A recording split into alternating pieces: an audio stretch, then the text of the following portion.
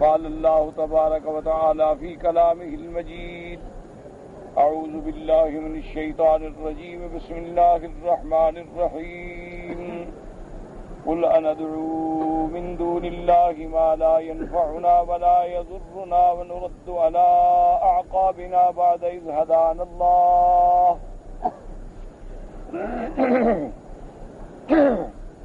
كالذي استهوته الشياطين في الأرض حيران له أصحاب يدعونه إلى الهدى ائتنا قل إن هدى الله هو الهدى وأمرنا لنسلم لرب العالمين وأن أقيموا الصلاة واتقوه وهو الذي إليه تحشرون وهو الذي خلق السماوات والأرض بالحق ويوم يقول كن فيكون قوله الحق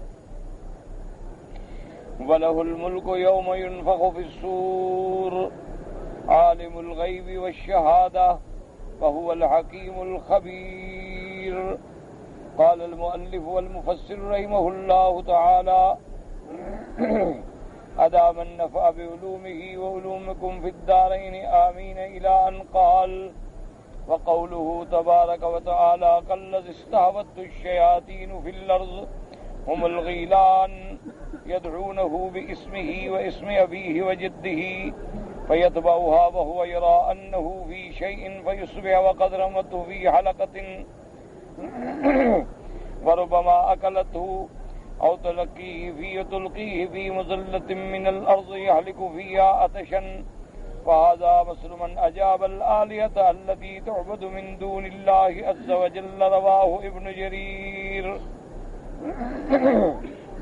اب مفسر رحمۃ اللہ علیہ سورۃ الانعام کی اس آیات کی تشریح فرماتے ہیں کہ ایک وہ بندہ ہے جو خالص اپنے اللہ کو پکارتا ہے اور اللہ تبارک و تعالیٰ کو ہی نفع نقصان کا مالک، مشکل کشا، حاجت روا، خالق، مالک، متصرف فی الامور مانتا ہے. اور اس کے مقابلے میں ایک ایسا بندہ ہے کہ اللہ تبارک و تعالیٰ کی خالص ندا، عبادت، پکار کو چھوڑ کر اللہ کے سوا اور آلہہ بنا رکھے ہیں. کوئی لات کو مانتا ہے، کوئی عزا کو مانتا ہے، کوئی منات کو مانتا ہے، کوئی نائلہ کو مانتا ہے، کوئی اصحاب کو مانتا ہے. کسی نے ود، سوا، یغوث، یعوق، نصر بنا رکھے ہیں. کسی نے اپنے درختوں کو حاجت روا اور مشکل کشا بنا رکھا ہے. کسی نے زندہ لوگوں کو، کسی نے مردہ کو حاجت روا بنا رکھا ہے. تو اب یہ دو شخص ہیں. ایک شخص خالص موحد ہے اور اس کے مقابلے میں ایک جو ہے وہ مشرک.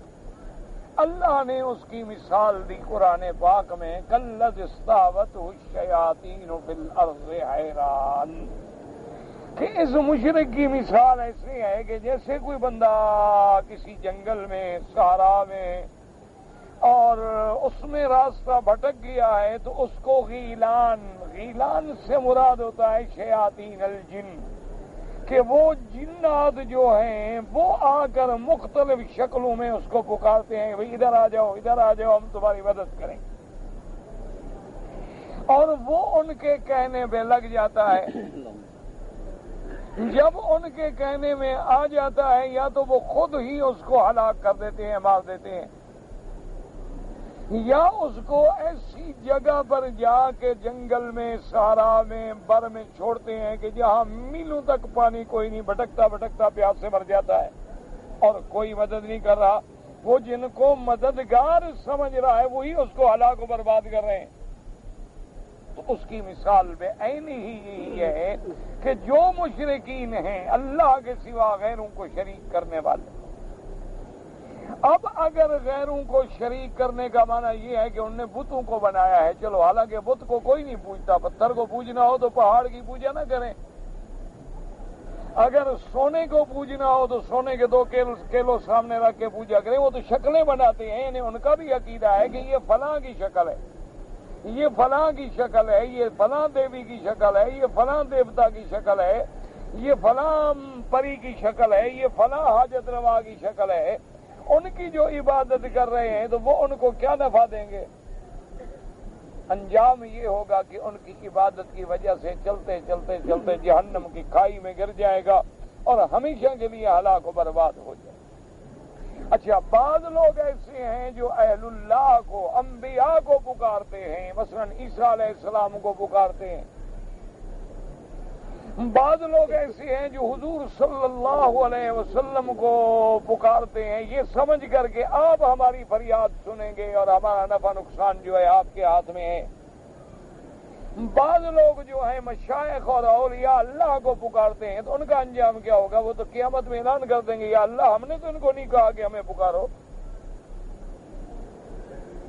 اس لیے اللہ نے قرآن پاک میں, جیسا کہ آپ الحمدللہ ان قریب آیات میں پڑھ چکے ہیں, کہ جب اللہ قیامت میں عیسیٰ علیہ السلام کو کھڑا کریں گے, حالانکہ اللہ تو جانتے ہیں, لیکن ساری دنیا سن لیں اور دیکھ لیں اور جان لیں اور اس کو حاجت روا سمجھنے والے دیکھ لیں کہ عیسیٰ علیہ السلام کیا کہتے ہیں. تو اللہ فرمائیں گے انت قلت للناس اتخذونی و امی الہین من دون اللہ, کہ عیسیٰ ابن مریم کیا تم نے لوگوں سے کہا تھا کہ مجھے بھی اور میری اماں کو بھی الہ سمجھو, مشکل کشا سمجھو, حاجت روا سمجھو؟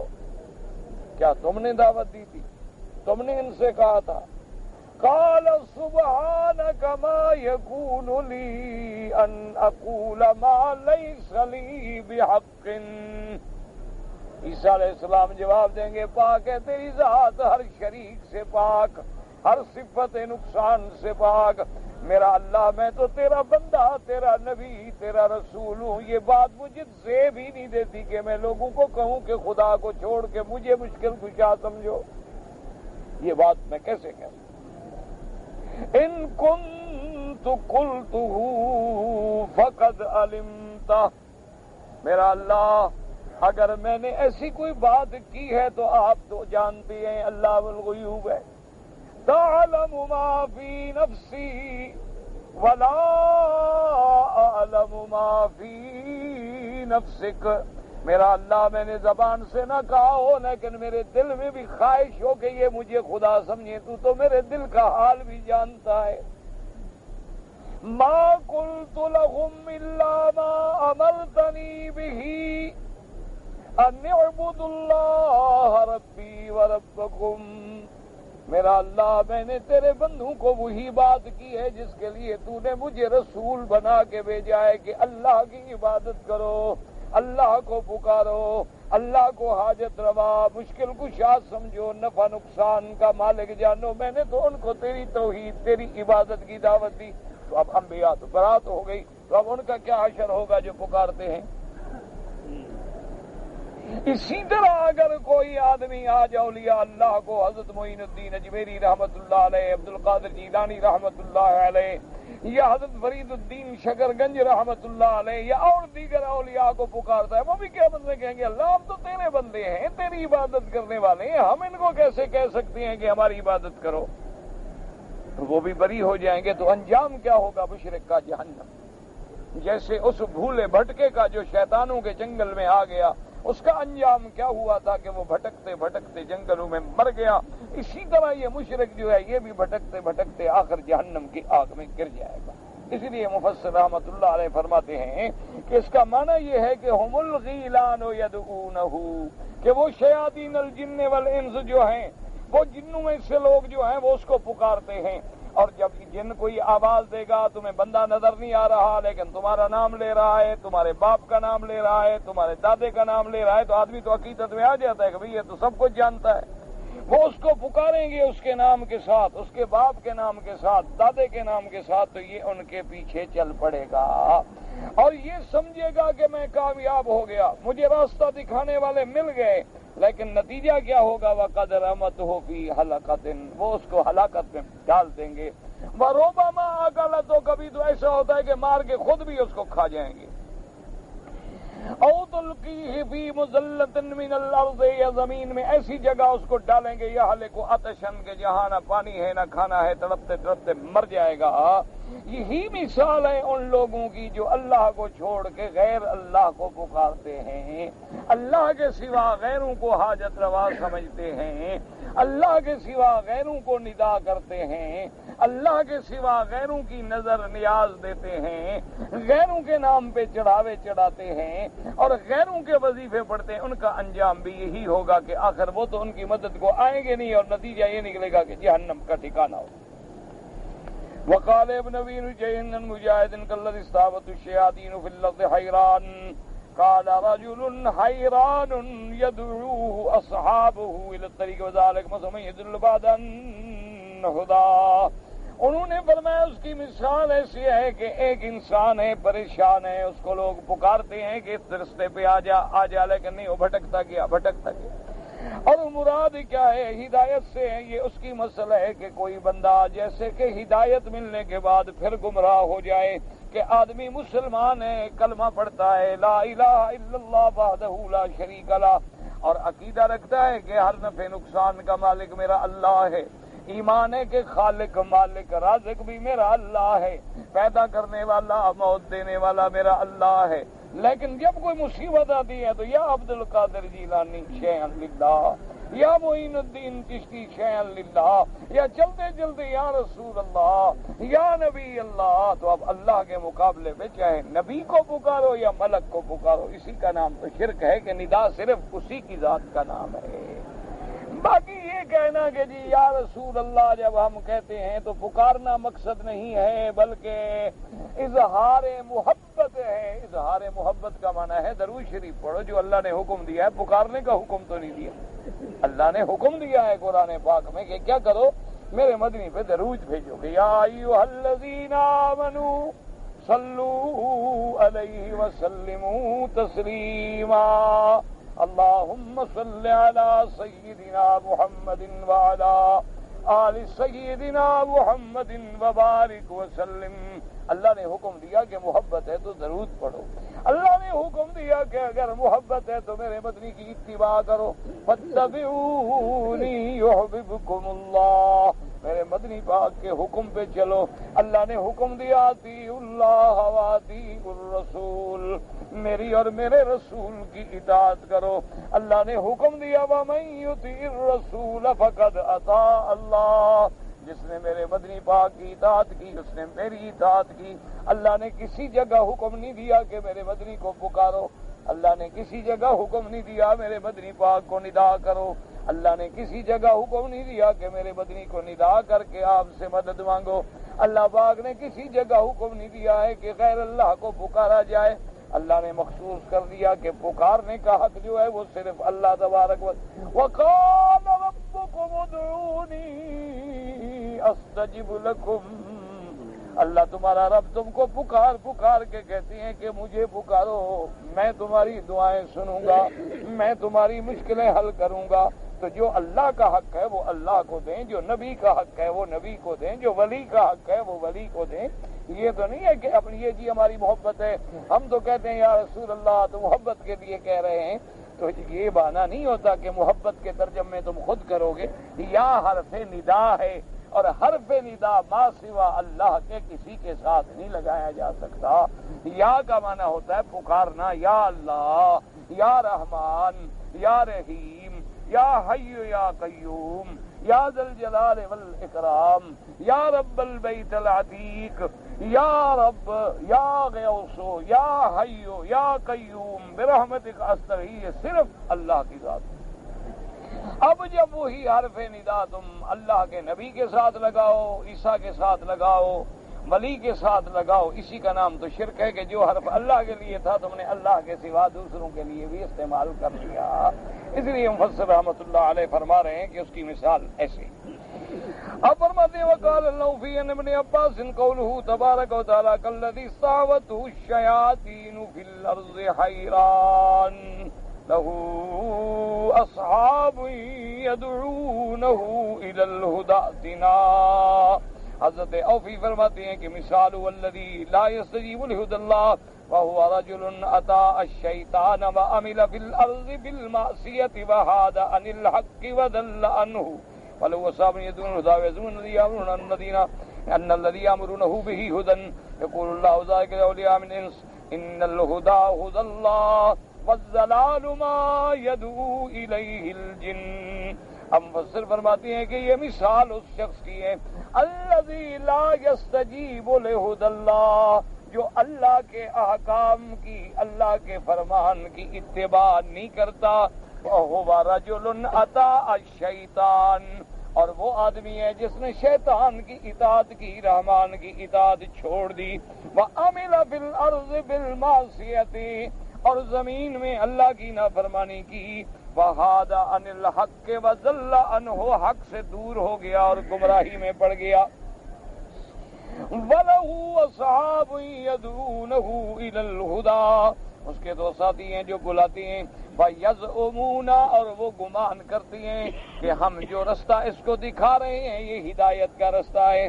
اللہ پاک فرماتا ہے اس کے ایسے دوستوں کے بارے میں کہ ظالمو ان الہدی ھدی اللہ، ہدایت وہی ہے جو اللہ نے دی ہے اور اپنے پیغمبروں کے ذریعے ہمیں پہنچائی ہے، باقی کوئی ہدایت نہیں. اور جس کی طرف تمہیں شیطان اور جن پکارتے ہیں وہ تو گمراہی ہے.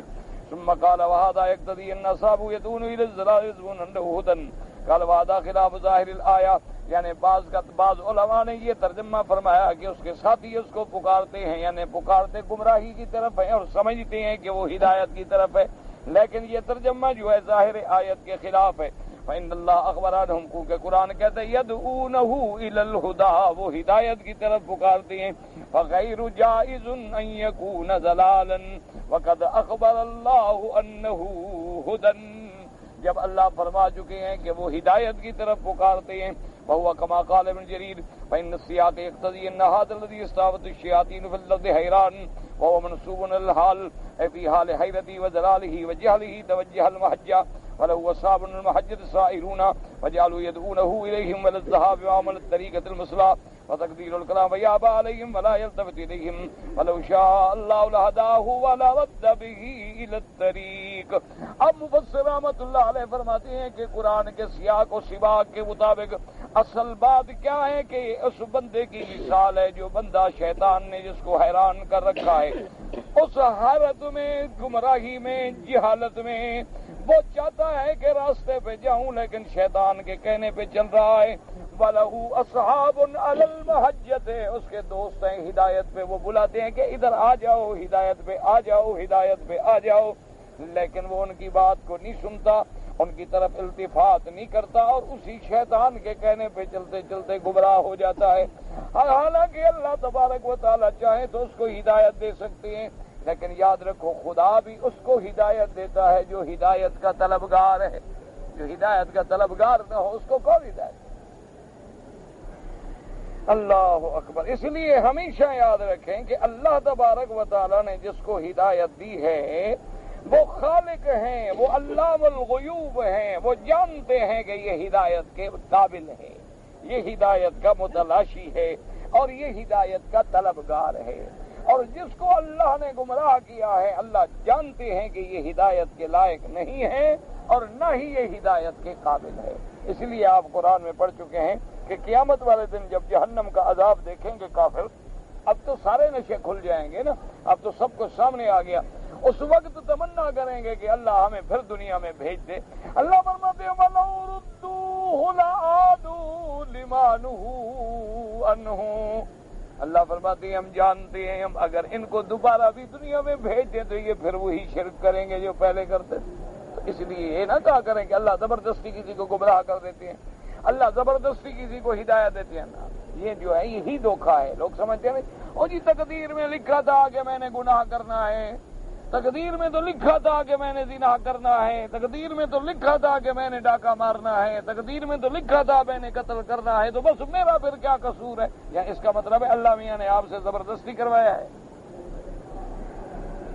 یہ کیا مسئلہ ہے تقدیر کے سمجھنے کا؟ یعنی اگر آپ نے زنا کیا یا قتل کیا کیونکہ اللہ نے تقدیر میں لکھا تھا تو اللہ نے یعنی زبردستی آپ سے کرایا. نعوذ باللہ، اللہ پاک کسی بندے سے زبردستی گناہ کراتے ہیں، شرک کراتے ہیں. بات کو سمجھو، تقدیر کا معنی یہ ہے کہ جو کچھ تم نے کیا ہے اپنے اختیار سے کیا ہے، اللہ جانتے تھے کہ تم کرو گے، اللہ کے علم میں کیا، تم نے اپنے منشے سے ہے، کیا تم نے اپنے اختیار سے ہے۔ اللہ نے تمہارے سامنے دونوں راستے رکھ دیے تھے کہ یہ ہدایت کا راستہ ہے اور یہ گمراہی کا راستہ ہے، یہ حزب الرحمان ہے، یہ حزب الشیطان ہے، یہ پیغمبروں کی جماعت ہے اور یہ جنوں اور شیاطین کی جماعت ہے، اور تمہیں عقل، حواس خمسہ دیے، اختیار دیا، طاقت دی، توفیق دی، یہ راستہ اختیار کرو، یہ راستہ ہے۔ اس لیے قرآن کہتے ہیں ہم نے کھول دیا، فمن شاء منکم فلیؤمن ومن شاء منکم فلیکفر، جو چاہے مومن بن جائے، جو چاہے کافر بن جائے، بنتے ہم اپنے منشے سے ہیں، گناہ ہم اپنی خواہش سے کرتے ہیں، لیکن ہمارے اس سارے حال کا اللہ کو علم ہے، تو تقدیر میں اللہ نے لکھ دیا یہ بندہ یہ کرے گا، یہ کرے گا۔ یہ نہیں کہ اللہ زبردستی کرواتے ہیں اس سے، اللہ زبردستی کروائیں تو پھر سزا دینے کا کیا معنی کہ جرم بھی خود کرائیں اور پھر سزا بھی دے دیں، گناہ بھی خود کرائیں اور پھر جہنم بھی ڈال دیں، یہ معنی نہیں ہوتا۔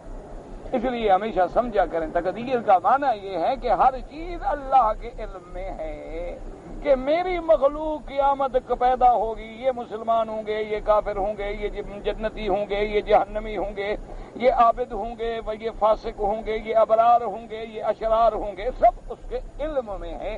اس نے اپنے علم کامل اور علم محیط کتاب سب کچھ کتاب مبین میں لکھ دیا ہے، کیونکہ اللہ علام الغیوب ہیں، عالم ما کان و ما یکون ہیں، اور اللہ کا علم جو ہے وہ محیط ہے، اور کائنات کا ذرہ ذرہ جو ہے اللہ کے علم میں ہے، قد احاط بکل شیء علما، جیسے اللہ نے قرآن پاک میں وضاحت فرما دی۔ بات کو سمجھا کریں، یہ لوگوں کو بڑا دھوکہ لگتا ہے، او جی تقدیر میں تھا، او جی تقدیر میں لکھا تھا میں نے قتل کر دیا، او جی اللہ میاں نے زبردستی آپ سے قتل کروایا ہے، اور پھر قتل کرا کے زبردستی تمہیں جہنم بھی دے رہے ہیں، نعوذ باللہ۔ تو پھر تو اللہ کا عدل ہی ختم ہو گیا، انصاف ہی ختم ہو گیا، تو پھر اللہ پر ایمان کیا رہا ہمارا باقی۔ اب مفسر رحمۃ اللہ نے فرماتے ہیں وَلِهَذَا قَالَ قُلْ إِنَّ هُدَى اللَّهِ هُوَ الْهُدَىٰ كَمَا قَالَ تَعَالَىٰ وَمَن يَهْدِ اللَّهُ فَمَا لَهُ مِن مُضِلٍّ۔ یہ اللہ کے کمال قدرت کا بیان ہوتا ہے کہ اگر اللہ چاہیں تو ہدایت دے دیں، اور جس کو پھر ہدایت دے دیں کوئی گمراہ نہیں کر سکتا، لیکن وہ چاہیں تو ہدایت دے دیں۔ اور ہدایت کس کو دیں گے؟ جو ہدایت مانگے گا بھی نا، ہدایت طلب ہی کرے گا۔ یہ تو نہیں ہے کہ ہدایت ویسے دے دیں، تم وضو بھی نہ کرو، تم حرم میں بھی نہ ہو، تم مسجد میں بھی نہ ہو، اور کہو کہ اللہ میاں مجھے نماز کا ثواب دے دو، یہ تو کوئی بات نہ ہوئی، یہ کوئی عقل ہے؟ تم ایک ڈاکٹر کے پاس جاؤ اور باہر کھڑے ہو کے بڑی محبت کے ساتھ ڈاکٹر صاحب کو دیکھتے رہو، اور ایک تسبیح لے لو 1000 دانے کی، ڈاکٹر صاحب ڈاکٹر صاحب ڈاکٹر صاحب ڈاکٹر صاحب، جب ختم ہو جائے تو کوئی یار میری بیماری تو ٹھیک نہیں ہوئی، کہے گا بے وقوف آدمی بیماری کیسے تمہاری جی میں 1000 دفعہ کھڑے ہو کے تمہارے سامنے ڈاکٹر صاحب وظیفہ پڑھتا رہا ہوں، کہ بے وقوف مجھے دکھایا ہے، دوائی لی ہے، نسخہ لیا ہے، نہیں جی دوائی تو نہیں لی، بس آپ کو دیکھتا رہا میں۔ اس طرح تو دوائی کا فائدہ نہیں ہوتا۔ ہمارے ذمے ہے کہ ہم اٹھیں گے، وضو کریں گے، استغفار پڑھیں گے، بسم اللہ پڑھیں گے، دعائیں پڑھیں گے، وضو کرنے کے بعد اللہ کے گھر کی طرف چلیں گے، اللہ کے گھر میں حاضر ہوں گے، بسم اللہ والصلاۃ والسلام علی رسول اللہ، اللہم اغفر لی ذنوبی وافتح لی ابواب رحمتک، دعائیں مانگیں گے، اللہ اکبر کر کے کھڑے ہوں گے، پھر دعا مانگیں گے کہ اللہ تو نے توفیق بخشی، تیرے در پہ آیا، عبادت کی مہربانی کر، اب قبول فرما، تو پھر ہم درخواست کریں گے۔ یہ نہیں ہوتا کہ ہم نہ کریں اور کہیں کہ اللہ میاں اچھا ہمیں نماز کا ثواب دے دو، اچھا میں نے حج تو نہیں پڑھا لیکن اللہ میاں حج مجھے ویسے لکھا جائے میرے ذمہ، میں نے روزے تو نہیں رکھے رمضان شریف کے لیکن اللہ میاں نہیں، یہ بات۔ ہاں ایک ہے کہ بندے نے گناہ کیا، وہ بھی اللہ کا حکم ہے کہ معافی مانگو گے تو میں معافی دے دوں گا، توبہ کرو گے تو میں توبہ قبول کر لوں گا، لیکن توبہ کا معنی کیا ہوتا ہے کہ رمضان کے روزے جب گزر گئے تو ایک دن بیٹھ کے توبہ کر لی کہ بھئی 1 مہینہ ختم ہو گیا، اللہ میرا بڑا گناہ گار ہوں، میں نے روزے نہیں رکھے، میری توبہ قبول فرما، السلام علیکم۔ اگلے سال جب رمضان آیا پھر روزے نہ رکھے، پھر کہہ دیا اللہ میاں میری توبہ قبول فرما۔ یہ تو بڑا آسان نسخہ ہے۔ 5 نمازوں کا وقت جب گزر گیا، رات کو سونے لگے، اللہ میاں آج 5 نمازیں میں نے نہیں پڑھی، میری توبہ ہے، یہ توبہ نہیں، یہ تو مذاق ہے۔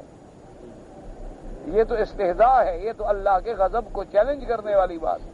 توبہ کا معنی کیا ہوتا ہے کہ جو گناہ کیا ہے اس کو چھوڑو، یا کوئی نیکی کا عمل چھوڑا ہے تو اس کی قضا کرو اور آئندہ نہ چھوڑنے کا وعدہ کر کے قائم رہو، پھر ہے توبہ۔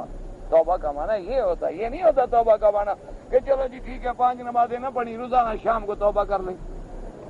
جیسے عیسائیوں کا مذہب ہے ماشاءاللہ کہ ایک ہفتے میں یا مہینے میں جتنے مرضی آئے گناہ کرو، اتوار کے دن علیحدہ آ کے پادری کے سامنے کھڑے ہو کے اس کو بتا دو اتنے زنا کیے، اتنی چوری کی، اتنا شراب پیا، اتنا گناہ کیا، میں اقرار کرتا ہوں، وہ پانی کا چھٹا مارے گا کہ میں معاف کرتا ہوں۔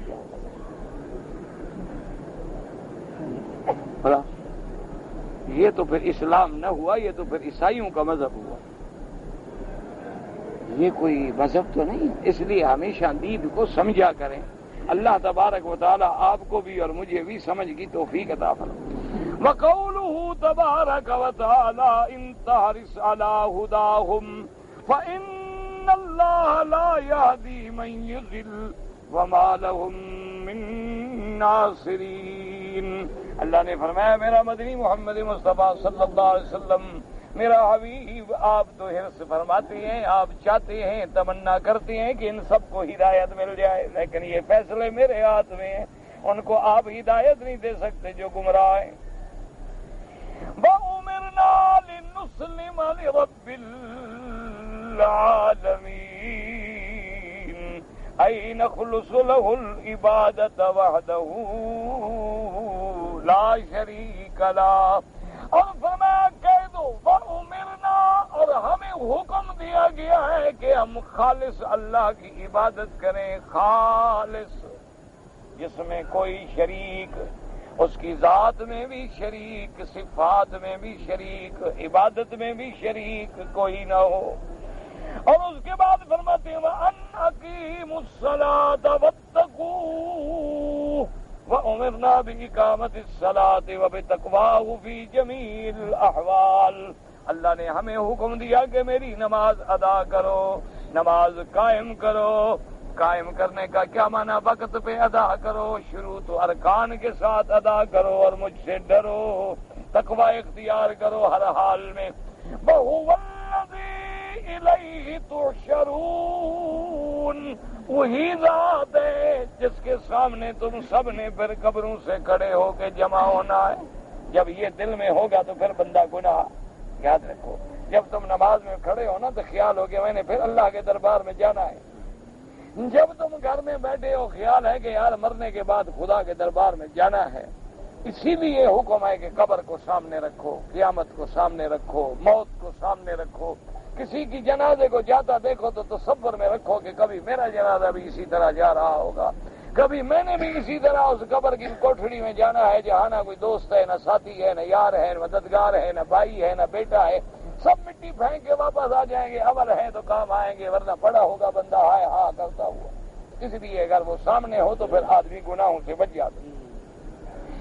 اور فرمایا کہ اس ذات پاک کی عبادت کرو، وَهُوَ الَّذِي خَلَقَ السَّمَاوَاتِ وَالْأَرْضَ بِالْحَقِّ، وہ ذات پاک جس نے آسمانوں اور زمینوں کو بنایا اور عدل کے ساتھ، حق کے ساتھ، بالعدل فَهُوَ خَالِقُهُمَا وَمَالِكُهُمَا وَالْمُدَبِّرُ لَهُمَا، وہ آسمانوں اور زمینوں کا خالق بھی ہے، مالک بھی ہے، مدبر بھی ہے۔ وَلَمَنْ فِيهِمَا، اور جو اس کے اندر ہیں، وَقَوْلُهُ وَيَوْمَ يَقُولُ كُن فَيَكُونُ، یعنی یوم القیامہ الذی یقول اللہ کن فیکون وہی کلمۃ البصر واقرب۔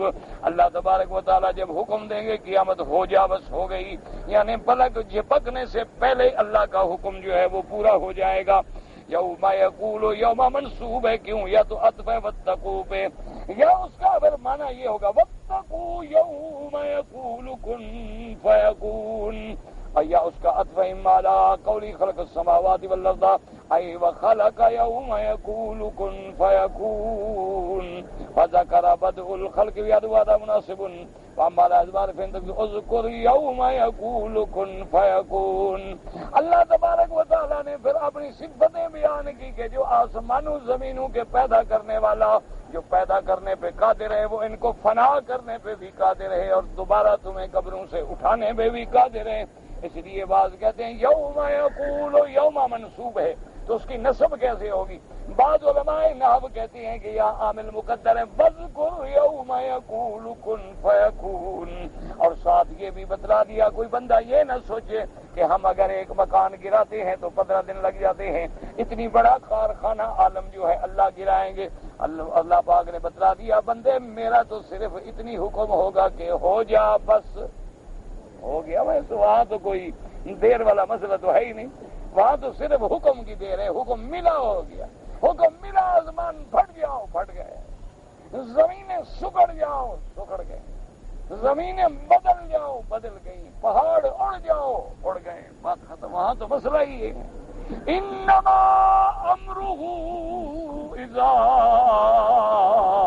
اراد شیئا ان یقول له کن فیکون.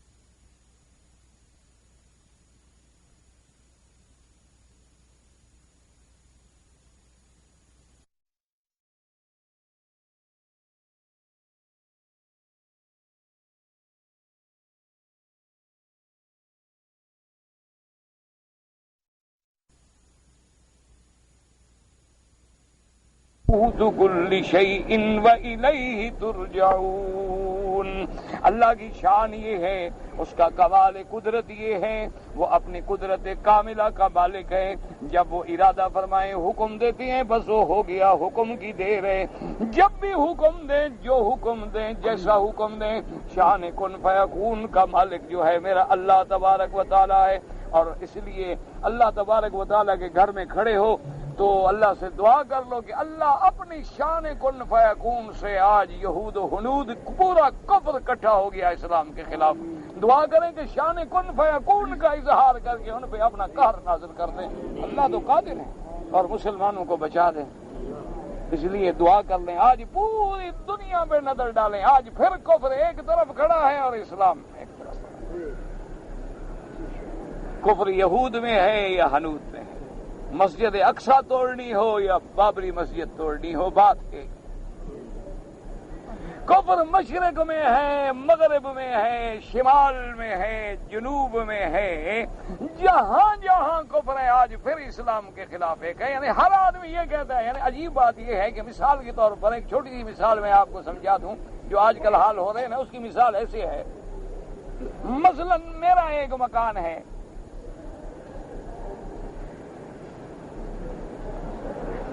اور میں اللہ کی رحمت سے عرب آ گیا، مکان خالی تھا، پیچھے کچھ ظالم ڈاکو جابر لوگ جو تھے میرے مکان میں گھس گئے، قبضہ کر لیا، بیٹھ گئے اور اپنے ڈیرا لگا لیا. اب جناب میں جب گیا 15 سال 20 سال 30 سال کے بعد 40 سال کے بعد کہ میرے مکان پہ تو ڈاکو بیٹھے ہوئے ہیں، میں ان سے لڑ بھی نہیں سکتا، زور والے ہیں. اب میں چپ کر کے انتظار میں بیٹھا ہوا ہوں. اتفاق ایک دن ایسا ہوا کہ وہ سارے کے سارے شادی پر یا کسی خوشی میں نکل گئے تو میں نے اپنے گھر میں جا کے ڈیرا لگا لیا. اب سارے محلے والے آ جائیں، وہ کہیں گے نہیں جناب گھر والے کو کہ تم نکلو، کیوں یہ پہلے رہے تھے. اب ایسا ظلم بھی آپ نے دیکھا ہے کہ ڈاکو چونکہ 15 سال سے رہ رہا تھا لہذا اب یہ گھر اس کا ہے. او بھائی یہ گھر میرا ہے، یہ کاغذ دیکھو، رجسٹری دیکھو، پٹا دیکھو، میرے باپ دادا دیکھو. کہتے ہوگا آپ کا نا، لیکن ابھی تو یہ رہتا تھا نا. صرف اتنا واقعہ کہ وہ یہ نہیں سمجھتے کہ بھائی اللہ کے بندے یہ زمین کس کی ہے، گھر کس کا ہے، مکان کس کا ہے. وہ بھئی یہ تو غاصب تھا، ظالم تھا، ڈاکو تھا، زبردستی بیٹھ گیا، اللہ نے مجھے موقع دیا، قدرتی وہ چلا گیا، میں بیٹھ گیا ہوں اپنے گھر میں آ کے. وہ کہتے ہیں نہیں جی تم باہر نکلو، کیوں یہ پہلے رہ رہا تھا. اس سے بڑا ظلم آپ نے تاریخ میں کبھی سنا ہے، کبھی دیکھا ہے کہ گھر والے کو کہو تم نکل جاؤ، ڈاکو کا رہنے دو. یہ واقعہ میرے اپنے ساتھ ہو چکا ہے. ہماری 1944 میں کوئی زمین تھی والد صاحب رحمت اللہ علیہ کی، تو ایک آدمی نے کوئی اللہ جانے پٹواری تھا، پتہ ہے مر گیا زندہ ہے کیا بلا ہے. میں مثال بتا رہا ہوں کہ ظلم دیکھو. اس نے ایک نوٹ دے دیا کہ مولوی خیر محمد صاحب نے یہ زمین بیچی ہے اور ہندو جو ہے اس نے خریدی ہے، اور انتقال نمبر جو ہے وہ 130 ہے. اس انتقال کی روح سے مولوی خیر محمد صاحب نے زمین بیچ دی اور مہنگا مل نے خرید لی. یہ نوٹ دے کے جمع بندی میں وہ پٹواری صاحب چلے گئے. مر گئے زندہ ہیں کدھر گئے ہمیں کیا پتا، ہم تو زمین پہ کھڑے ہیں نا، زمین ہمارے پاس ہے، قبضہ ہے، کاشت ہے، سب کچھ ہو رہا ہے، ہمیں کیا فکر ہے کہ کاغذوں میں کیا ہے. وہ جناب انجام یہ نکلا کہ پتہ نہیں کتنا عرصے کے بعد جب یہ ایک مہاجر جو ہے وہ کلیم لے کے آ گیا، اس نے کہا جی یہ زمین مجھے الاٹ ہوئی ہے، آپ زمین چھوڑیں. کیوں بھئی آپ کو کیوں الاٹ ہوں گے؟ یہ تو ہندو کی زمین ہے، اور ہندو کی زمین تو ہم مہاجروں کو ملنی ہے، کیونکہ ہم ادھر چھوڑ کے آئے ہیں، ادھر ہمیں بدلہ مل رہا ہے. اچھا والد صاحب فقیر آدمی عالم آدمی، انہوں نے پٹواری سے کہا کہ بھئی تم سچ کہتے ہو یہ زمین ہندو کی ہے؟ اس نے کہا حضرت ریکارڈ میں تو ہندو کی ہے، میں تو ریکارڈ دیکھ کے بتا رہا ہوں نا، مجھے کیا پتا ہے، کاغذوں میں یہ زمین ہندو. انہوں نے اسی وقت زمین مہاجروں کو دے دی. بابا یہ لو ہندو کی زمین ہے، میں تو ناجائز نعوذ باللہ کھاتا رہا. اب جناب وہ فکر میں ہے کتنا عرصہ میں نے اس کا پیسہ اٹھایا ہے، جمع کرو، حساب کرو، خیرات کرو. اچھا جب والد صاحب یہ بات کر دیں تو ہماری کیا طاقت، ہم تو ویسے بھی چھوٹے تھے، پڑھتے تھے. 1965 میں آ کر اس نے ایک آدمی نے مجھے آ کے کہا، اس نے کہا حضرت مجھے گڑبڑ معلوم ہوتی ہے، یہ تو ساری زمین آپ کی جا رہی ہے، وہ صرف وہ 13 کنال جو والد صاحب دیں گے وہ نہیں ہے، تو 70 کنال باقی بھی جانے والی ہے. تو کیوں بابا کیا ہو گیا؟ اس نے کہا جب یہ تو ہندو کی ہے. اور اس نے کہا کہ مجھے شب یقین نہیں آتا، جو کچھ کاغذوں میں لکھا ہوا ہے نا میرا ایمان نہیں مانتا کہ ایک عالم دین اپنی جائیداد بیچے، مسلمان کو بھی نہ بیچے، کافر کو بیچے. اس نے کہا مجھے سمجھ نہیں آتی کہ آپ کے والد صاحب کو کیا ایسی مصیبت آ گئی تھی، ایسی مشکل پڑ گئی تھی کہ زمین بیچنی پڑی، اور بیچنی پڑی تو پھر کافر کو بیچ دی اور مسلمان سارے مر گئے تھے. آپ والدہ سے پوچھیں کہ آپ کے والد نے کوئی زمین بیچی؟ میں نے پوچھا، انہوں نے کہا ساری زندگی والد صاحب نے کوئی زمین نہیں بیچی.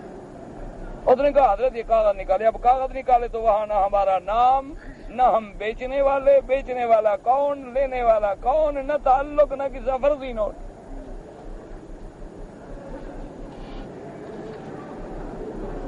اس انتقال سے بھی کوئی تعلق نہیں. آپ حیران ہوں گے، عجیب ہوں گے. اور وہ اتنی قیمتی پراپرٹی ہے کہ جہاں ایک مرلہ 5000 روپے کا ہے اور 70 کنال ہو.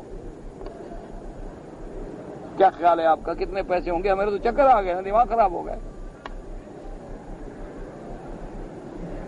ہم نے جناب اس کی درخواست دی، وہ ایز اے ڈپٹی کلیکٹر اس ڈی سی کے پیش ہوئی، اور بہترین دوست میرا ڈی سی، وہ بھی فوت ہو گیا، اللہ اس کی قبر پہ کروڑ رحمتیں کرے. اس کو میں نے کہا کہ جناب یہ ہمارے ساتھ، اس نے کہا وکیل صاحب یہ زبانی کلامی مولویوں کی بات تھوڑی ہے کہ بیٹھ کے تقریر کر دو، یہ تو ریکارڈ کے مسئلے ہیں حضرت. اس نے کہا یہ اس میں دوستی وستی کام نہیں آتی، آپ یہ باقاعدہ درخواست دیں، ہم آرڈر لکھیں گے، نیچے سے رپورٹ مانگیں گے.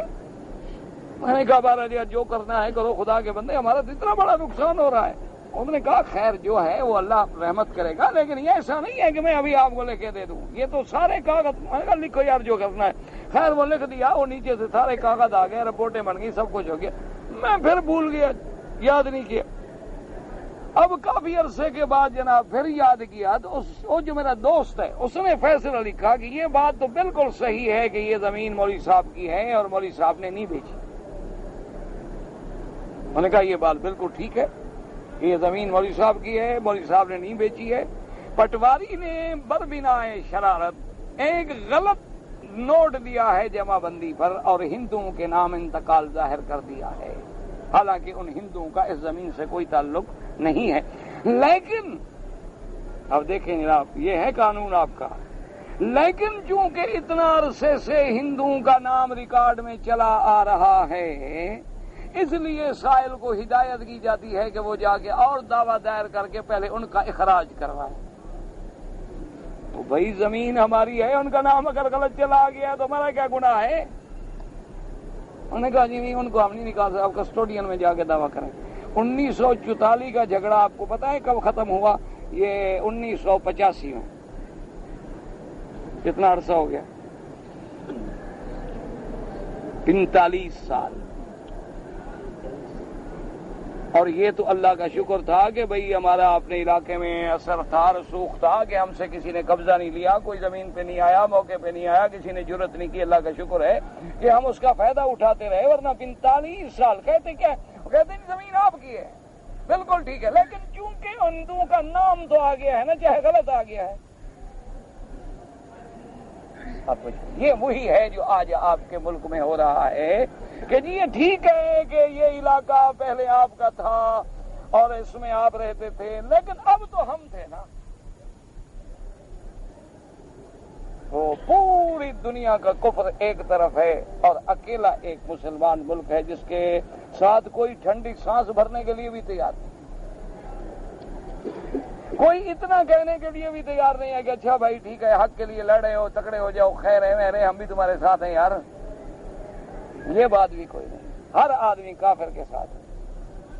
تو اس لیے اور کچھ نہیں کر سکتے ہو نا، تو اللہ کے آگے گڑ گڑا کے دعائیں مانگو، اللہ کے آگے رو کے پکارو، ملتزم پہ، طواف میں، نماز میں، نفل پڑھ کے، صلاۃ الحاجہ پڑھ کے، تہجد کے وقت میں اللہ سے پکارو کہ میرا مولا اب اگر تو نے ہماری مدد نہ کی نا، وہی بدر والا حال ہوگا، پھر وہاں نام لینے والا بھی کوئی نہیں رہے گا، پھر تو سمجھو کہ مٹ گیا بس۔ کیونکہ اب کوئی، اس لیے دعا کیا کریں سارا کفر وجہ دیکھیں، آج دیکھیں کہ جو حضور نے فرمایا تھا ایمان سے کہ الکفر ملت، حضور نے فرمایا کافر جو ہیں وہ ایک ملت، یہودی ہو، نصرانی ہو، ہندو ہو، سکھ ہو، بدھ ہو، کمیونسٹ ہو، سوشلسٹ ہو، اگر وہ کافر ہیں تو ایک، مسلمانوں کے خلاف آپس میں لڑیں گے لیکن مسلمان کے خلاف ایک۔ لیکن ہمارا بھروسہ کس پہ ہونا چاہیے؟ اللہ، یاد رکھو، اللہ پہ توکل ہونا چاہیے، اللہ تبارک و تعالیٰ کے بھروسہ ہونا چاہیے، کیونکہ جب آدمی قوت پہ ناز کرتا ہے نا، پھر خدا کو وہ پسند نہیں آتا۔ دیکھا نہیں ہے کہ اللہ نے حنین کے دن کیا ہوا کہ 12,000 کا لشکر ہے میرے مدنی کے ساتھ، لیکن وادی حنین میں جب لڑائی ہوئی تو صحابہ کے پاؤں اکھڑ گئے، ختم۔ اللہ کے نبی، ایک وقت ایسا بھی آیا ہے کہ اللہ کے نبی اکیلے کھڑے، آپ سوچ سکتے ہیں کیا وقت ہوگا۔ اور پھر جب حضور نے حکم دیا، حضرت عباس کو انہوں نے آواز دی، تو سارے جمع ہونے والے حضور کے ساتھ کتنے آدمی ہیں؟ 100 آدمی، صرف 100 آدمی، اور سامنے جن کے ساتھ مقابلہ ہے وہ کتنے ہیں؟ 20,000۔ اب 100 آدمی اور 20,000 کا مقابلہ ہے، لیکن اللہ نے قرآن میں فرما دیا وَيَوْمَ حُنَيْنٍ إِذْ أَعْجَبَتْكُمْ كَثْرَتُكُمْ فَلَمْ تُغْنِ عَنْكُمْ شَيْئًا۔ اور میرا مدنی پاک آپ اپنے صحابہ کو کہیں، امت کو کہیں کہ اس یوم حنین کو یاد کریں جب تم گھمنڈ میں تھے کہ آج ہم 12,000 ہیں، ہمارے پاس طاقت ہے، قوت ہے۔ اس لشکر نے، طاقت نے، قوت نے، میزائلوں نے تمہیں کیا دیا؟ وَضَاقَتْ عَلَيْهِمُ الْأَرْضُ بِمَا رَحُبَتْ، اور حالت یہ ہو گئی کہ آپ کے لشکر پہ وہ اللہ کی زمین جو تھی تنگ ہو گئی۔ ثُمَّ وَلَّيْتُمْ مُدْبِرِينَ، اور پھر پیٹھ دے کے تم بھاگے۔ یعنی ایسا عالم ہو گیا کہ ایک صحابی بھاگ رہے ہیں، اونٹ جو تیز نہیں چل سکا، اونٹ چھوڑ کے پیدل بھاگ پڑے، اتنا ڈر ہے دشمن کہ بھئی اونٹ ضد کر رہا ہے، پتہ نہیں یہ نہ بھاگے، میں کیا کروں، چلو چھوڑو اس کو، بھاگو۔ فرمایا ثم انزل اللہ سکینتہ علی رسولہ وانزل جنودا لم تروها فعذب الذین کفروا وذلک جزاء الکافرین۔ اور میرا مدنی جب میں راضی ہو گیا پھر میں نے اطمینان اتارا، سکینہ اتاری اور ایسا لشکر اتارا جو تم کو نظر بھی نہ آئے۔ صحابہ کہتے ہیں کہ ہم نے یوں دیکھا کہ آسمانوں سے ایک سواد سیاہ رنگ کا بادل اتر رہا ہے، اور جب وہ نیچے آیا تو ایسے معلوم ہوتا تھا جیسے سیاہ رنگ کی بڑی بڑی چیونٹیاں ہوتی ہیں، ایسے وہ ہمارے بدن پہ ساتھ گر رہی ہیں۔ لیکن اللہ فرماتی ہیں یہ وہ لشکر ہے جن کو تم چیونٹیاں سمجھ رہے ہو، یہ تو میرے فرشتے ہیں۔ اور کافر کہتے ہیں کہ ہم نے دیکھا کہ سفید وردیوں میں، سفید گھوڑوں پر، سفید پگڑیوں والی کو مخلوق اتری ہے۔ انزل جنودا لم تروها فعذب الذین کفروا وذلک جزاء الکافرین۔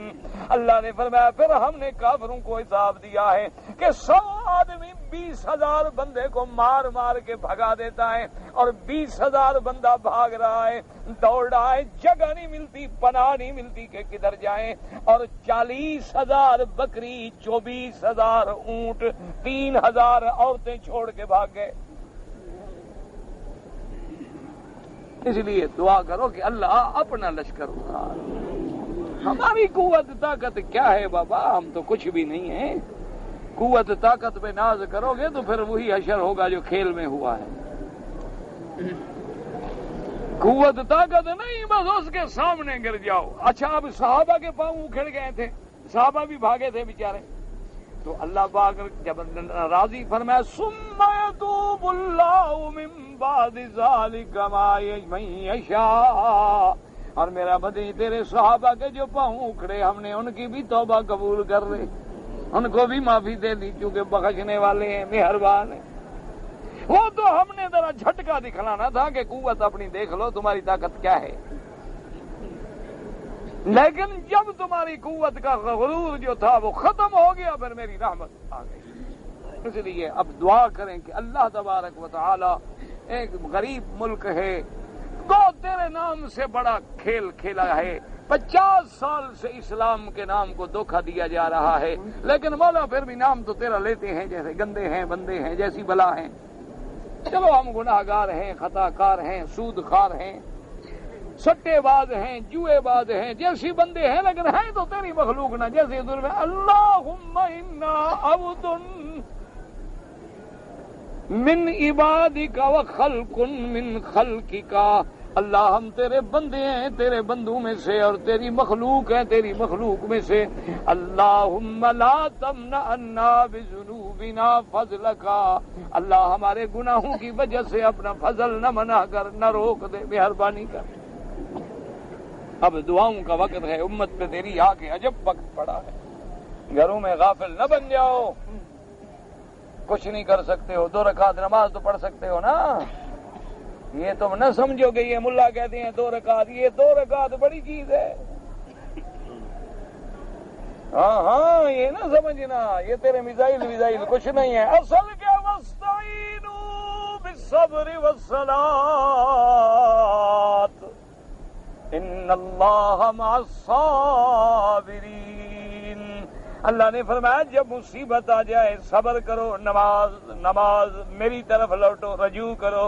جب تم سجدے میں گرو گے اور کہو گے سبحان ربی الاعلی، تو پھر وہ شان علو والا تمہیں خود بلند کر دے گا، کوئی تمہیں نیچا نہیں دکھا سکتا۔ غرور کرو گے تو پھر مٹ جاؤ، غرور نہ کرو، تکبر نہ کرو، اللہ کے آگے گر جاؤ۔ اس لیے مفسر رحمۃ اللہ علیہ فرماتی ہیں کہ اس آیت مبارک میں جو سورۃ الانعام کی ہم پڑھ رہے ہیں، اس آیت مبارک میں یوم یقول کن فیکون وقولہ قولہ الحق ولہ الملک، جملتان معلومات جلما صفت رب العالمین کی صفتیں۔ یوم ینفخ فی الصور، یہ جملہ جو ہے بدل ہے، وَيَوْمَ يَقُولُ كُن فَيَكُونُ يَوْمَ يُنفَخُ فِي الصُّورِ، یا پھر یہ ظرف ہے وَلَهُ الْمُلْكُ يَوْمَ يُنفَخُ فِي الصُّورِ، جیسے اللہ نے فرمایا لِمَنِ الْمُلْكُ الْيَوْمَ لِلَّهِ الْوَاحِدِ الْقَهَّارِ، یا فرمایا الْمُلْكُ يومئذ الحق للرحمن وكان يوما على الكافرين عسيرا وما شاء من ذلك وتم يوم ينفخ قال بعض المراد بالسور ونجم سورہ، وہ کہتے ہیں سور کی مراد سور ہے، یوم ينفخ فيها فتحيا كما يقال سور لسور البلد، جیسے شہر کے باہر قلعہ دیوار ہوتی ہے، بس صحیح ان المراد بالسور القرن، فسر فرماتے ہیں لیکن صحیح قول یہ ہے کہ سور سے مراد وہ قرن ہے جس میں اللہ کا فرشتہ پھونکے گا، الذي ينفخ في اسرافيل عليه السلام قال ابن والصواب عند ما ذهب بالاخبار والسنن قال ان اسرافيل قد التقم السور وهنا جبهته ينتظر متى يؤمر فينفخ، رواه مسلم صحیح۔ حضرت امام مسلم نے حدیث صحیح نقل فرمائی ہے کہ حضور نے فرمایا کہ اللہ کے فرشتے اسرافیل نے اس سور کو پکڑ لیا ہے اور اپنا ماتھا ٹکا لیا ہے، اپنا منہ اس پہ رکھ لیا ہے، انتظار میں ہے کہ کب حکم ہو کہ پھونک ماروں اور قیامت قائم ہو جائے۔ وقال الامام احمد بن اسماعیل قال حدثنا سليمان التيمي عن العجلي عن بشر بن شقاق بن عبد الله بن عمرو قال اعرابي يا رسول الله مسور، ایک اعرابی نے حضور سے پوچھا کہ حضور سور کس کو کہتے ہیں؟ قال قرن ينفخ فيه، وہ ایک سینگ ہے جس میں اللہ حکم دیں گے کہ فرشتے کو وہ پھونکیں گے اور قیامت قائم ہوگی۔ اللہ اکبر۔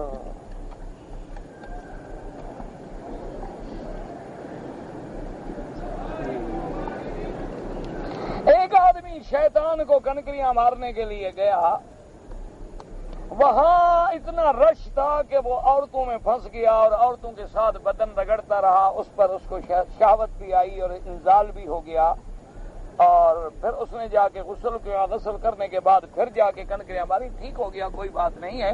آخر شیطان کے قریب جو گئے تھے کچھ تو اثر ہونا تھا نا، باقی تم نے غسل کر لیا، استغفار کرو اللہ معاف کرے، بس کنکریاں دوبارہ تم جا کے مار آئے، بس ٹھیک ہے۔ اگر کوئی حاملہ عورت ہے اس کو کوئی طلاق دے، حمل کی حالت میں طلاق دینے سے میرے محبوب نے منع فرمایا کہ عورت حیض میں ہو، عورت حمل میں ہو، طلاق نہ دو۔ طلاق دینا جو ہے حضور کے فرمان، لیکن یہ ہے ہو جانا، ہو تو جائے گا، یعنی دینی نہیں چاہیے ایسے حالات میں طلاق۔ وہ تیرے بچے کی ماں بننے والی ہے، تم طلاق دے رہے ہو، اتنا ظلم۔ وہ ناپاک ہے، حیض میں ہے، تم سے دور ہے، اللہ چاہتے ہیں صلح ہو، طلاق نہ ہو۔ منشا خدا بند کریم کا یہ ہے کہ کسی طرح اس کو عقل آ جائے، ٹھنڈا ہو جائے، صبر آ جائے تاکہ طلاق واقع نہ ہو۔ باقی تو میرا بھائی گولی ہے نا، گولی حمل والی کو مارو یا پیٹ والی کو مارو یا کنواری کو مارو، گولی تو لگنی ہے نا، وہ تو لگتی ہے۔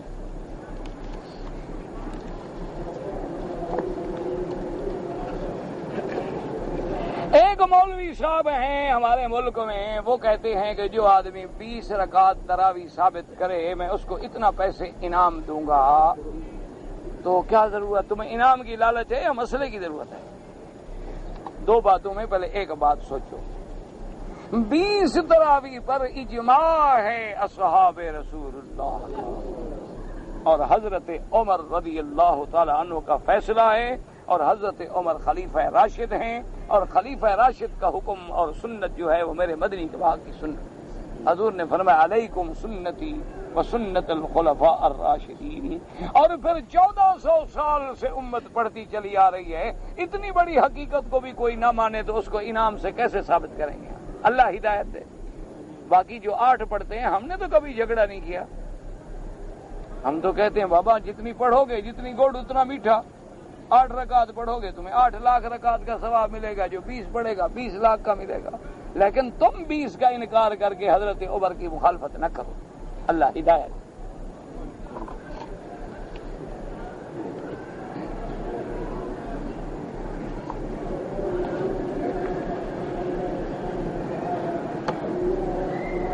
میری والدہ ہمشیرہ صاحبہ اس دنیا سے، میری امی اور ہمشیرہ دنیا سے چلی گئی، یعنی فوت ہو گئی، تو میں ان کے لیے افضل عبادت کیا ہے؟ کوئی صدقہ جاریہ ان کے لیے بناؤ، کوئی مسجد بنا دو، کوئی مدرسہ بنا دو، یا ایسا علاقے میں افضل صدقہ ہوتا ہے پانی کا، کوئی بعض علاقہ ایسا ہوتا ہے جہاں پانی نہ ہو، وہاں کنواں لگوا دو، کوئی پانی کے نل لگوا دو تاکہ لوگ پانی پیتے رہیں اور تمہاری والدہ اور ہمشیرہ کو ثواب ملتا رہے۔ کوئی ٹھوس کام کرو، یہ 1 روپیہ 2 روپے دے گی یہ نہیں ہوتا، یہ ضائع ہو جاتی ہے، ثواب تو ملے گا، لیکن نہ تو تم نے جس کو دیا ہے اس بیچارے کا 1 ریال سے کیا ہو جائے گا؟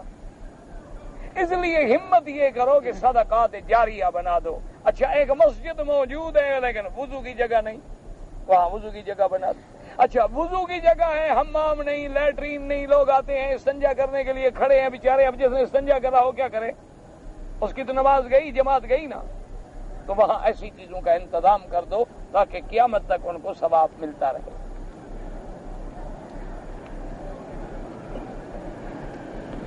کوئی غیر مسلم عورتیں ہیں اگر حرم میں داخل ہوں بالکل ان کا اطلاع کرنی چاہیے. غیر مسلم نہیں داخل ہو سکتا. 4 رکعت والی نماز میں دوسری رکعت کے بعد قیام بھول جائے، مجھے نہیں پتا کیا مطلب، میں تو نہیں سمجھا میرا بھائی. دوسری رکعت تم نے پڑھی ہے تو قیام کیسے بھول گیا؟ یا دوسری رکعت پڑھی ہی نہیں تو پھر تو دوبارہ پڑھو نماز.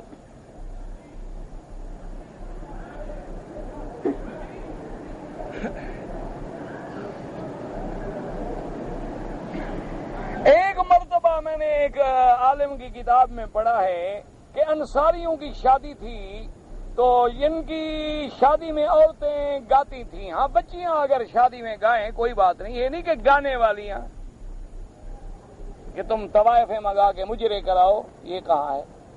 حدیث میں ہے کہ وہ گاتی تھیں کہ بھئی اپنا جیسے اپنی چھوٹی بچیاں نہیں ہوتی گھروں میں وہ سیرے گاتی ہیں اور اپنا کوئی مٹکا بجا لیا، کوئی دف بجا لیا، وہ تو کوئی بات نہیں، وہ جائز ہے. کعبہ شریف کو بوسہ دینے کا ثبوت احادیث میں نہیں ہے ماں سوائے حجر اسود کے.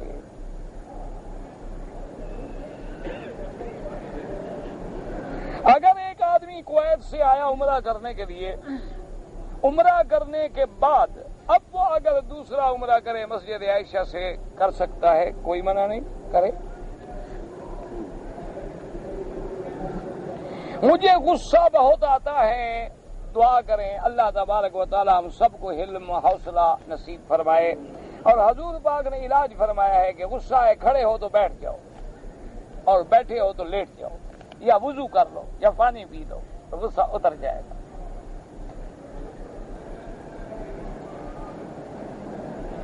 سجدہ کرنے کے وقت اگر آدمی بعض پھونک مارتے ہیں اس جگہ کو صاف کرتے ہیں، یہ منع ہے جیسی بھی جگہ ہے. ہاں اگر خدا نہ خدا کانٹے پڑے ہوئے ہیں وہ تو ہٹانے ہیں نا. ایک ہے کہ میری پیشانی خراب نہ ہو جائے، وہ منع ہے.